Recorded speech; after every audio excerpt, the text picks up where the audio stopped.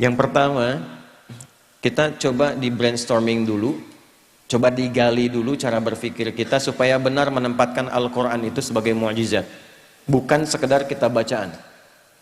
Ini bedanya nanti dengan bacaan-bacaan biasa dan juga dengan kitab-kitab suci sebelumnya. Ingat, ada yang hanya sekedar wahyu memberikan penguatan tauhid, ada yang menjadi kurikulum hidup. Nah, Al-Quran ini bukan sekedar wahyu yang mengkonfirmasi keimanan kita, tapi di saat yang bersamaan menjadi kurikulum kehidupan kita sampai kita menghadap Allah Subhanahu wa Ta'ala.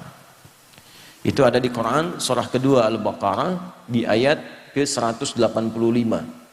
Saking istimewa dan tingginya dipilihkan di malam terbaik, di hari terbaik, di bulan terbaik, oleh malaikat terbaik kepada Rasul terbaik. Malamnya saking pentingnya, suasana di malam itu dinaikkan semua jenis kebaikan sehingga amal soleh pun naik lebih dari 1000 bulan pahalanya. Itu nanti ada di Quran surah ke-97. Inna anzalnahu fi lailatul qadr. Tuh, kenapa pakai lailah tidak pakai lail? Kalau lail itu hanya menunjuk waktu, di waktu malam. Anda mau tahajud, ambil sebagian waktu malam. Quran surah 17 ayat 79. Wa minal laili fatahajjad bi. Dari sebagian malam, waktu yang cukup panjang itu, ambil sebagian untuk menunaikan tahajud. Jadi lail, layali, lela, lili, ya, lala itu malam. Ibu lili, ibu malam-malam.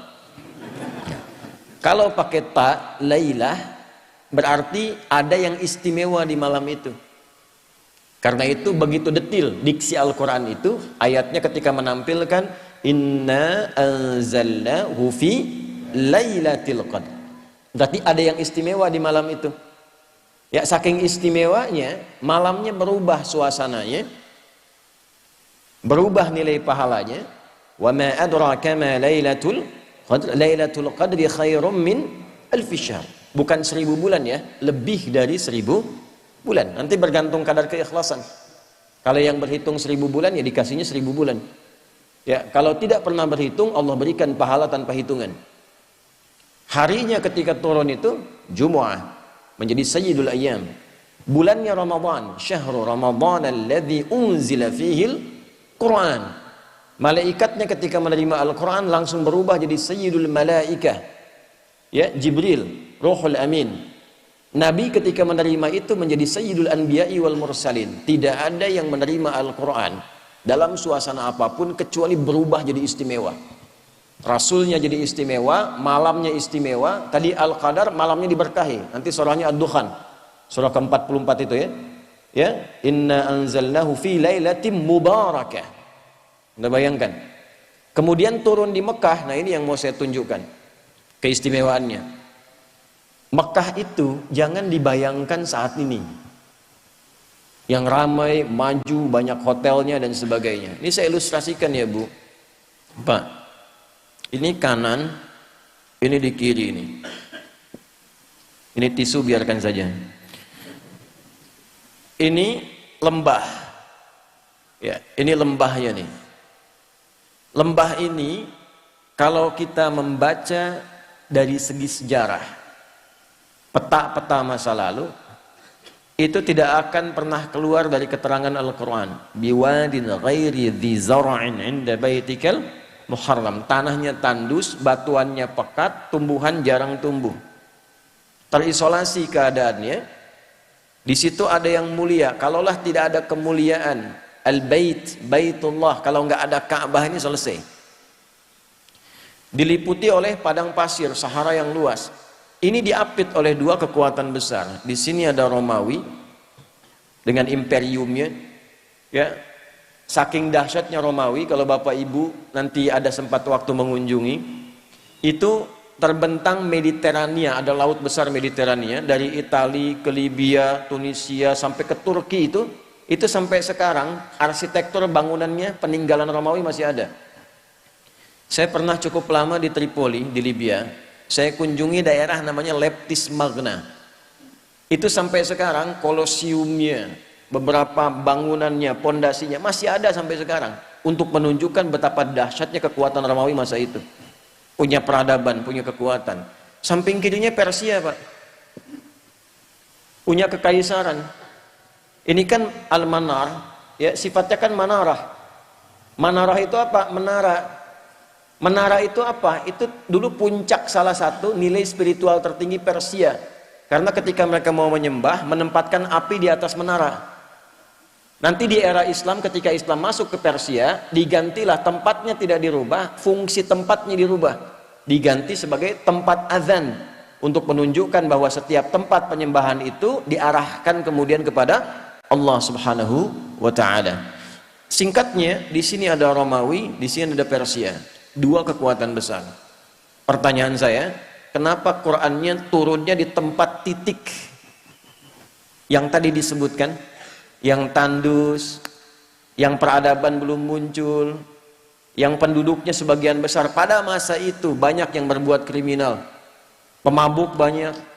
Ini sering saya informasikan, pemabuk zaman itu yang pemula itu 5 kali sehari, Ustaz. Yang pemula loh. Bayangkan yang profesional itu.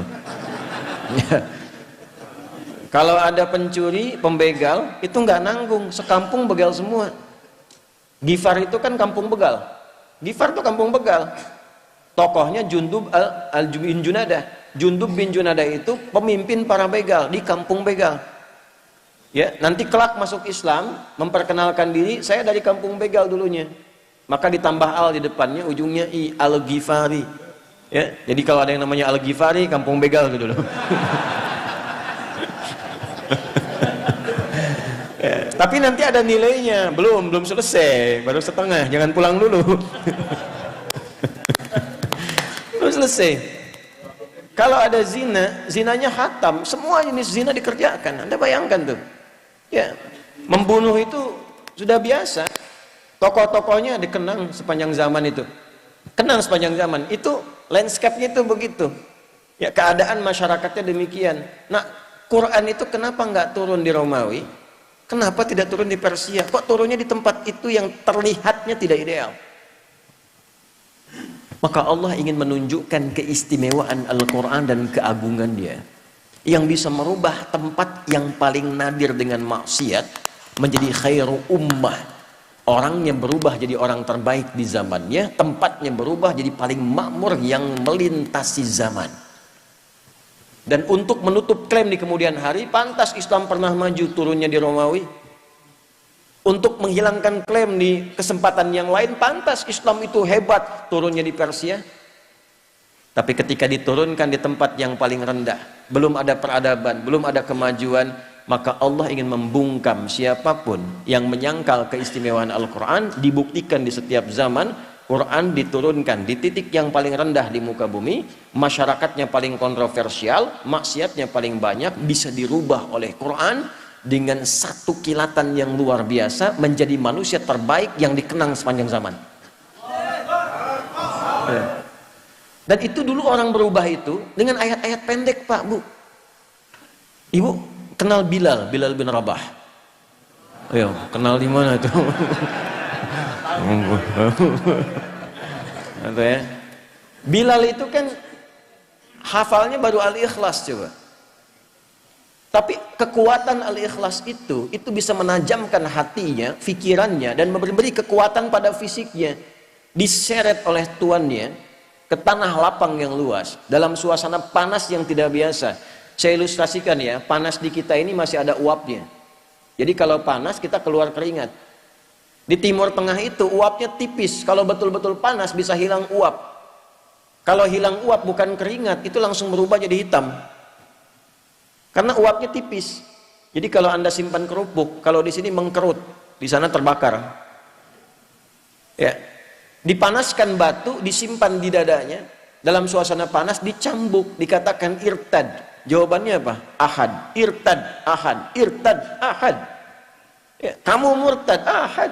Enggak, Tuhan saya esa, qul huwallahu ahad. Itu kalimat satu kata di surat Al-Ikhlas menajamkan hatinya, menguatkan pikirannya, memberikan semangat luar biasa pada fisiknya. Dan datang anugerah Allah. Umar itu cuma 2 huruf berubahnya. Siapa Umar sebelum masuk Islam tuh? Anda paham semua, baca sirahnya, baca sejarahnya. Jangan dilihat Umar sekedar setelah masuk Islamnya, lihat perubahannya. Bagaimana Al-Quran merubah pribadi seseorang menjadi istimewa. Itu kedahsyatan Al-Quran. Umar kan dulu luar biasa sebelum masuk Islam, bahkan berkeinginan membunuh Nabi kan. Di perjalanan yang sangat luar biasa, sebelumnya Nabi doakan diantara dua Umar kan, memohon pada Allah kebaikan. Di perjalanan hanya mendapatkan informasi saudarinya masuk Islam. Saat sampai ke tempatnya hanya terdengar dua kalimat dulu tuh, Toha.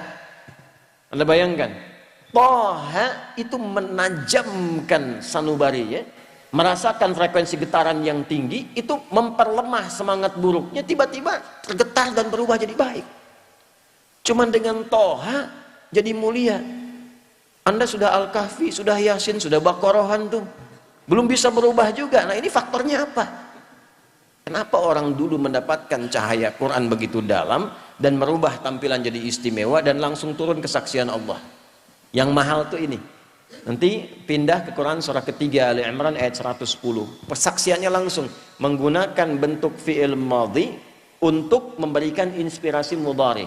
Kuntum khaira ummatin ukhrijat linnasi ta'muruna bil ma'ruf wa tanhauna 'anil munkar wa tu'minuna billah. Ini mahal kalimatnya. Ya, kalian itu benar-benar umat terbaik yang pernah terlahir dan berkehidupan di muka bumi.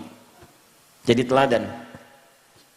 Nah, bagaimana mereka menjadi umat terbaik itu? Ketika mengambil spirit dari Al-Quran dan menerapkan kurikulum yang ada di Al-Quran pada kehidupannya. Jadi Al-Quran itu saking istimewanya bukan sekedar bacaan Pak Ibu. Membaca itu adalah membuka pintu untuk mengetahui isinya. Nah Al-Quran itu nanti ada 3 level. Level bacaan, level pemahaman, level pengamalan.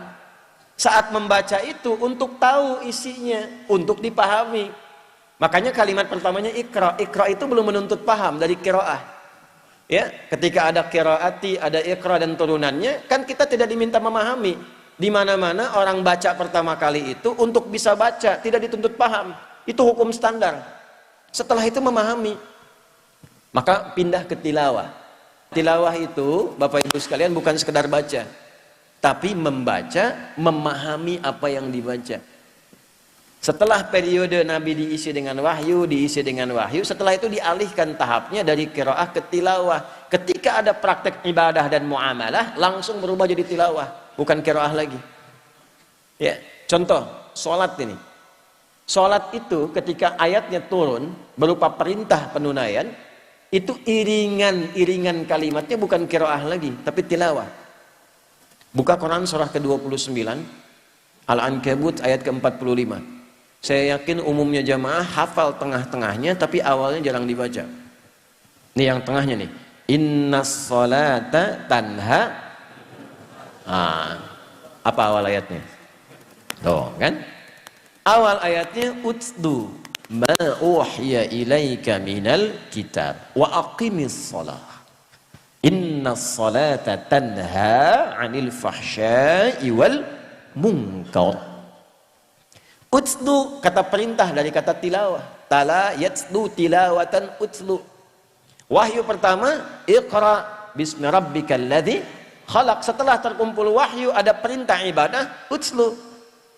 Apa bedanya qiraah dengan tilawah? Kenapa turun qiraah di awal Iqra bukan utslu? Karena qiraah itu hanya perintah untuk menghadirkan apa yang diingat atau membaca yang di hadapan, tanpa menuntut memahami apa yang dibaca itu. Kenapa wahyu pertama itu Iqra bukan utslu? Karena Nabi Muhammad itu jangankan paham, baca aja nggak bisa. Gitu. Salah kalau tilawah di awal utslu, itu menunjukkan ada bacaan.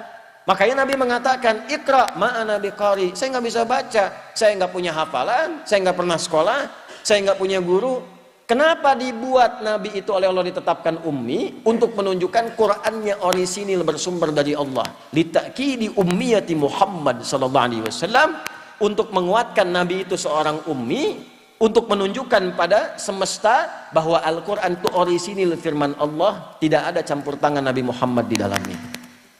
Pernah nggak ngaji ayat Quran yang membimbing bisnis itu apa? Hadis-hadisnya apa? Keluarkan Kitabul Buyu'. Bimbingan dari Al-Quran dan hadis mengantarkan pada bisnis yang sukses dan membahagiakan. Tidak pernah ada sahabat, tidak pernah ada tabi'in, dan orang-orang sukses yang kita kenang sebagai orang kaya luar biasa yang mengamalkan petunjuk itu dalam pekerjaannya, kecuali dagang dan bisnisnya tidak pernah kembali modal. Selalu kembali untung.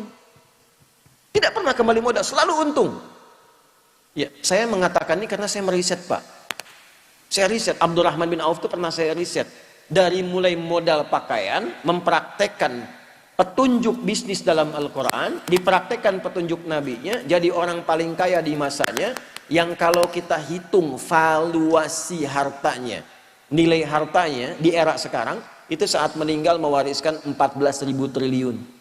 Utsman bin Affan radhiyallahu ta'ala anhu, asetnya masih ada sampai sekarang.